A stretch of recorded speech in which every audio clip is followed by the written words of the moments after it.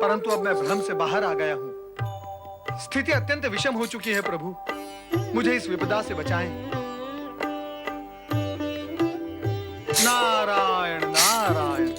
प्रभु, यदि आप इसी प्रकार मुस्कुराते रहेंगे तो फिर मेरा क्या होगा? नारद, हम किसी भी प्रकार मुस्कुराएं, कल्याण तो तुम्हारा होगा ही। राजकुमारी दमयंती तुम्हारे मोहपाश में बंध चुकी है। यही पाश विवाह बंधन का रूप ले लेगा और तुम्हारा फिर कल्याण ही कल्याण होगा। हाँ नारद, गृहस्थ जीवन का अनुभव लेना भी आवश्यक है।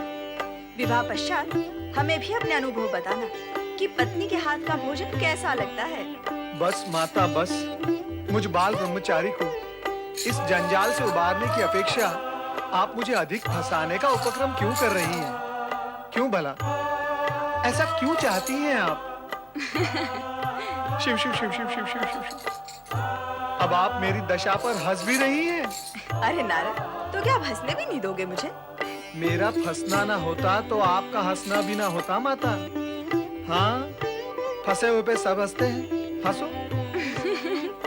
नारद, अब दुखी होने की क्या आवश्यकता है? स्वयं तुमने ही तो धर्मपत्नी पाने की इच्छा जागृत की थी, इसलिए भगवान शिव ने तुम्हें वरदान दिया। क्या उनका वरदान कभी निष्फल हो सकता है? कदापि नहीं। अर्थात मैं, मेरी भक्ति, मेरा ब्रह्मचर्य सब कुछ निष्फल हो जाएगा। हे प्रभु, अब मैं क्या करूं? क्या अब मुझे पुनः वही जाना होगा?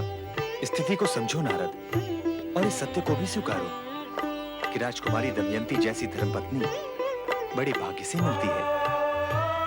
और नारद तो भाग्यवान है ही।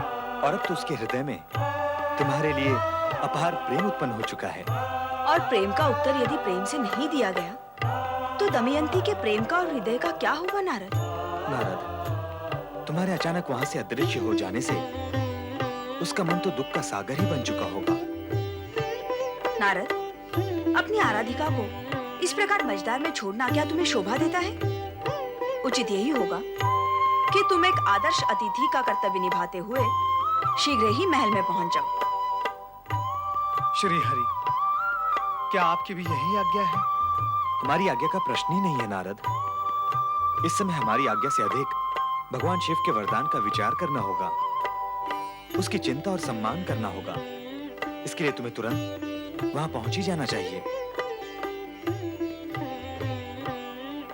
सत्य यह भी है नारद कि तुम्हारे वियोग में दमयंती व्यग्र और अस्वस्थ हो गई है।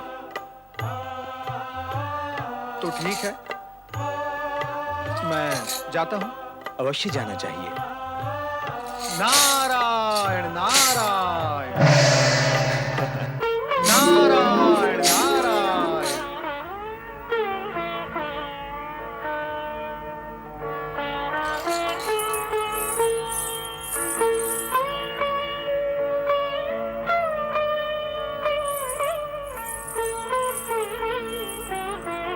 प्रणाम मुनिवर। कहाँ चले गए थे अतिथि देव? जब से आप गए हैं तब से राजकुमारी दमयंती ने अन्न जल त्याग दिया है। क्यों? बस उदास बैठी आंसू बहाती रहती है। मैं तो रमता जोगी हूँ, किसी एक स्थान पर अधिक समय तक टिक नहीं सकता। कृपया आप राजकुमारी से कहें कि वो मेरे लिए दुख न करे। दुखी तो वे होती ही हैं। मैं इसी समय जाकर उन्हें बताती हूँ कि आप आए हैं, फिर उनका सारा दुख दूर हो जाएगा। नारायण नारायण। पर्वत,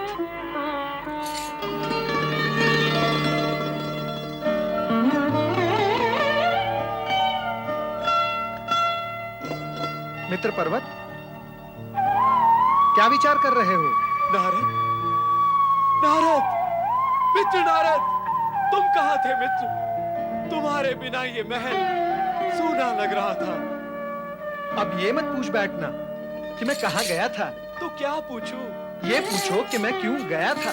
तुम क्यों गए थे ये तो मैं जानता हूँ, परंतु किसी का आतिथ्य ग्रहण कर इस प्रकार अदृश्य हो जाना शोभनीय नहीं है। इतने पर भी मुझे तो विश्वास था नारद कि तुम अपने मित्र के लिए लौटकर अवश्य आओगे।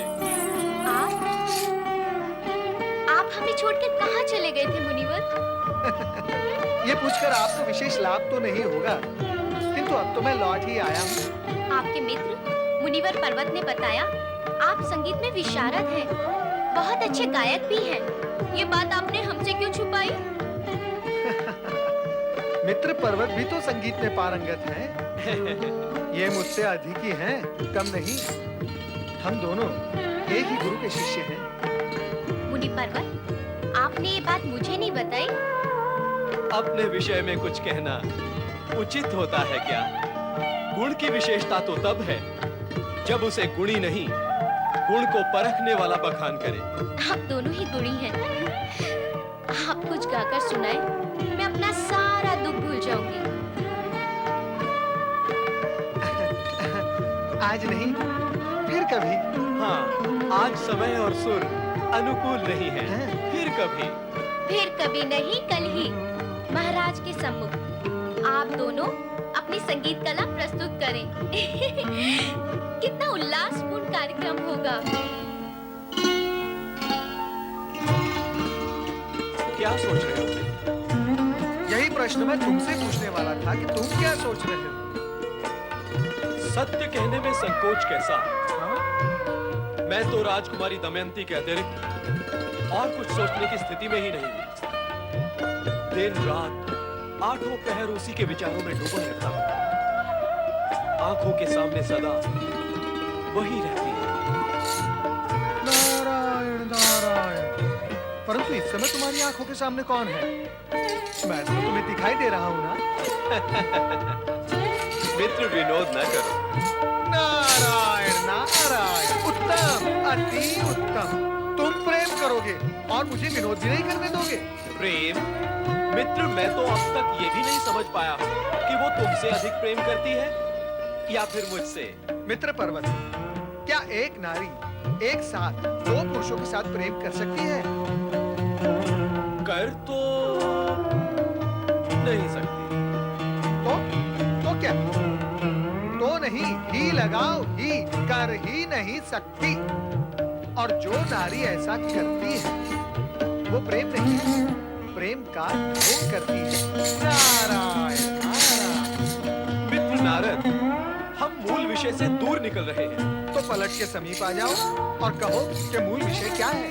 यही कि राजकुमारी दमयंती हम दोनों में से किसे प्रेम करती है।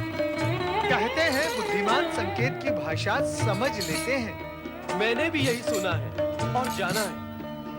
तो फिर क्या तुमने ये नहीं सुना और जाना कि वो मेरे वियोग में आंसू बहा रही थी? नहीं। नहीं? नारायण नारायण। मैं भी नहीं चाहता कि वो मुझसे प्रेम करके अपना जीवन दुखी कर ले। मेरी तो हार्दिक इच्छा ये है कि वो तुमसे प्रेम करे और पूर्ण रूप से तुम्हें समर्पित भी हो जाए। सत्य कह रहे हो मित्र। क्या तुमने कभी नारद को असत्य भाषण करते हुए सुना है? क्या तुम्हें मुझ पर विश्वास नहीं है? मुझे तुम पर अपने से भी अधिक विश्वास है और मैं भी तुमसे अपने मन की बात कभी नहीं छिपाऊंगा। ऐसा ही होना चाहिए। तो प्रतिज्ञा करो, तुम भी अपने मन की बात मुझसे कभी नहीं छिपाओगे। कल हम दोनों साथ साथ गाकर राजकुमारी के सम्मुख अपनी संगीत कला का प्रदर्शन करेंगे। ऐसे भी उसके हाव भाव से ये भी ज्ञात हो जाएगा कि उसका झुकाव किसकी ओर है। पुत्री दमयंती, तुमने संगीत का ये कार्यक्रम तो आयोजित कर लिया, किंतु ये नहीं बताया कि संगीत के इस कार्यक्रम में कौन-कौन सहभागी हैं? केवल मुनि नारद जी और पर्वत मुनि। क्या केवल 2 गायक? माता, ये दोनों अति गुणी और संगीत में विशारद हैं। किंतु पुत्री, संगीत का आधार और विषय क्या है? संगीत तो अत्यंत व्यापक विषय है माता। वह धरती से आरंभ होकर आकाश तक, पूरब से आरंभ होकर पश्चिम तक अपना आधार और विषय बना ही लेता है। राजकुमारी, आप धन्य हैं। संगीत के मूल आधार का ज्ञान आपको है। संगीत की जिस व्यापकता से आपने चर्चा की है उसका मूल आधार भक्ति ही होता है। क्षमा करें मित्र नारद, संगीत का मूल आधार भक्ति नहीं, प्रेम और सौंदर्य है। नहीं पर्वत नहीं, भक्ति से शक्ति और शक्ति से सृष्टि का निर्माण होता है। प्रेमहीन भक्ति और सौंदर्यहीन शक्ति अर्थहीन होती है मित्र नारद। लगता है तुम भक्ति के अलौकिक आनंद से परिचित नहीं हो पर्वत। इस तर्क का तो अंत नहीं होगा मुनिवर। उत्तम तो यही होगा कि आप अपने गीत और संगीत का चमत्कार प्रकट करें।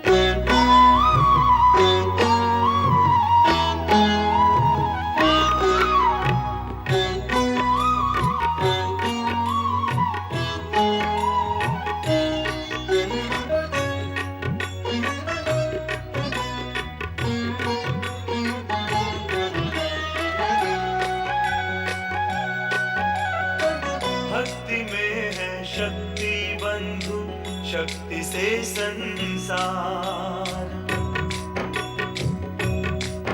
हाँ, भक्ति में है शक्ति बंधु, शक्ति से संसार। भक्ति ही है भय बंधन से मुक्ति का आधार।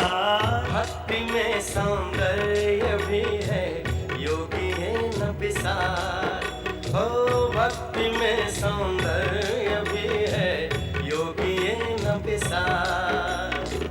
ये सौंदर्य प्रेम का पूजन है संसार का सार। भक्ति में है शक्ति बंधु, शक्ति से संसार। हाँ, भक्ति में सौंदर्य भी है, योगी है न विसार।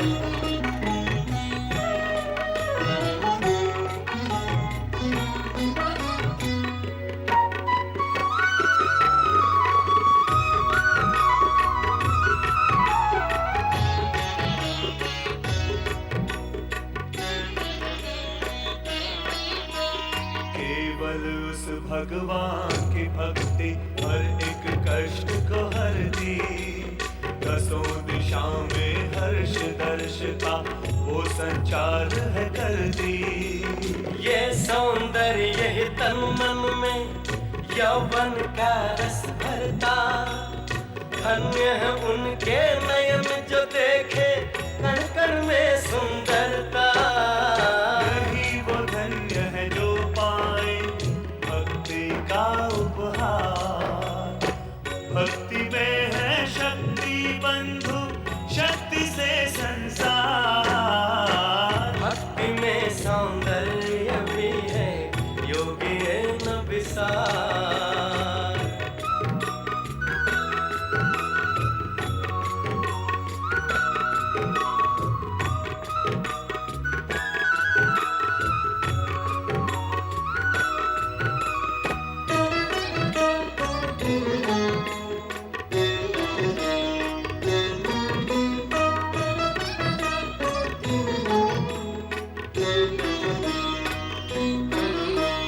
हर एक ध्यान से ध्यान हटाकर उसका ध्यान जो धर दे, सुख अलौकिक पा जाए वो जो है भक्ति कर दे।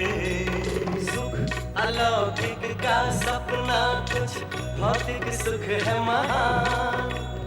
प्रेम है जीवन, प्रेम से कर दो प्रेम को जीवन दान। भक्ति करने से मिट जाते मन के सभी विकार। भक्ति में है शक्ति बंधु, शक्ति से संसार। भक्ति में सौंदर्य भी है, योगी है न विसार।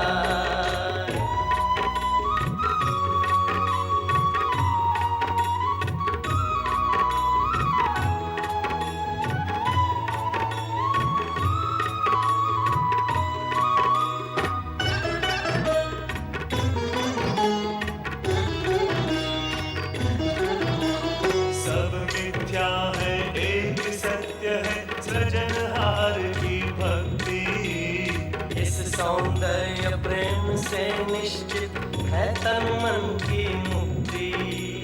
भक्ति जय